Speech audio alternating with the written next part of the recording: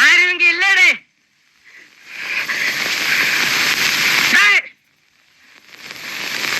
ஐயா இருக்கா? இருக்கு சார். கூப்பிட்டடே.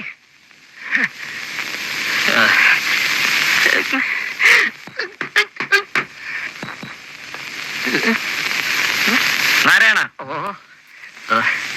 നമസ്കാരം സാർ. സാറിനെ കണ്ട് അവസാനമായിട്ടൊന്ന് അപേക്ഷിക്കണമെന്ന് വിചാരിക്കാൻ തുടങ്ങിയിട്ട് കാലം കുറെയായി. ഒരബദ്ധം പറ്റിപ്പോയി. സാർ എന്നെ ഒന്ന് തിരിച്ചെടുക്കണം. സാധ്യമല്ല. അയ്യോ, അങ്ങനെ ഒരു അവസാന വാക്ക് പറയരുത്. ഞാനൊരു തീരുമാനമെടുത്താൽ അതിന് മാറ്റം ഉണ്ടാവില്ലെന്ന് എനിക്കറിയാമല്ലോ. അപ്പോ സാർ തീരുമാനിച്ചു കഴിഞ്ഞു? അതെ. അല്ല, എനിക്കറിയാൻ മേലാത്തോണ്ട് ചോദിക്കുക. താൻ ആരുവാ? നാരായണ. പൂരായണ. പോവേ. തനിക്കൊരു വിചാരമുണ്ട് താ ഏതോ കോപ്പിലെ വലിയ രാജാവാണ്. താ ഒരു പുല്ലുമല്ല. 1-2 ദിവസം ലണ്ടനിൽ പോയി ഏതോ ഒരു ഓന്തൻ റിച്ചാർഡ് സാഹിബിന് അരിവെച്ചു കൊടുത്ത് കിട്ടിയ കാശ് കൊണ്ട് ഒരു പഴയ കൊട്ടാരം വാങ്ങി അവിടെ ഒരു ആശുപത്രിയും തുടങ്ങി അവിടെ പ്രാന്തമാരെ പട്ടാളത്തിട്ട പഠിപ്പിക്കുന്ന ഒരു വിവരം കെട്ട പന്ന റാസ്കലല്ലേ താൻ? തന്നെ ഞാൻ 10 പറയണമെന്ന് വിചാരിക്കാൻ തുടങ്ങിയിട്ട് കാലം കുറെയായി. താനൊക്കെ മറ്റേ ചിട്ടയൊരാളല്ലേ, മിലിറ്ററി.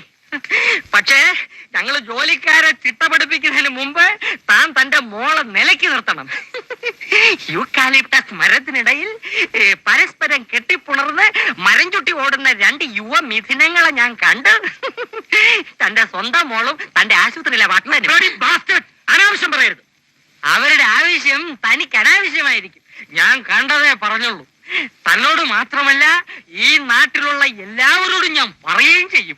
ഇനി ഒരു മൈക്കും ഒരു സൈക്കിളും എടുത്തോണ്ട് ഞാൻ ഇറങ്ങാൻ പോവാ. രവീന്ദ്ര, തന്നെയും തന്റെ മോളെയും ഈ നാട്ടിൽ ഈ നാരായണൻ നാറ്റിച്ചില്ലെങ്കിൽ തന്റെ പേര് തന്റെ പട്ടിക്ക് താനിട്ടോ. അറിയോ?